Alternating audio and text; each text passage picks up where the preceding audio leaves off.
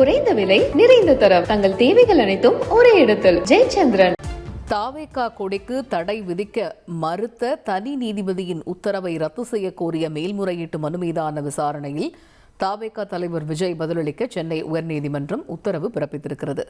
இதுகுறித்த முழு விவரங்களை அறிவோம். எமது செய்தியாளர் சதீஷ் முருகன் இணைகிறார். சதீஷ், வணக்கம். தாவேகா தலைவர் விஜய் பதிலளிக்க சென்னை உயர்நீதிமன்றம் உத்தரவிட்டிருக்கக்கூடிய சூழல்ல இந்த வழக்கின் பின்னணி என்ன விவரங்க? வணக்கம். தொண்டை மண்டல சான்றோர் தர்ம பரிபாலன சபையின் நிறுவன தலைவர் பச்சையப்பன் என்பவர் தங்களுடைய சங்கத்தினுடைய சிவப்பு மற்றும் மஞ்சளுடைய நிறத்திலான கொடியை தமிழக வெற்றி கழகத்தினர் பயன்படுத்துவதற்கு தடை விதிக்க கோரி வழக்கு தாக்கல் செய்திருந்தார்.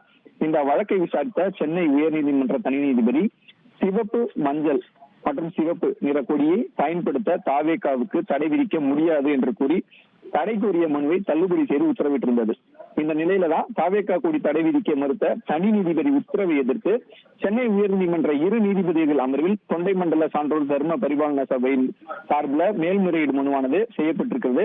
இந்த வழக்கு நீதிபதிகள் ஜெயச்சந்திரன் மற்றும் சுதீர்குமார் அமர்வில் இன்று விசாரணைக்கு வந்த பொழுது முறையீட்டு மனு குறித்து பதிலளிக்க தாவேகா தலைவர் விஜய்க்கு உத்தரவிட்டு வழக்கின் விசாரணையை 6 வாரங்களுக்கு நீதிபதிகள் தள்ளி வைத்துள்ளனர்.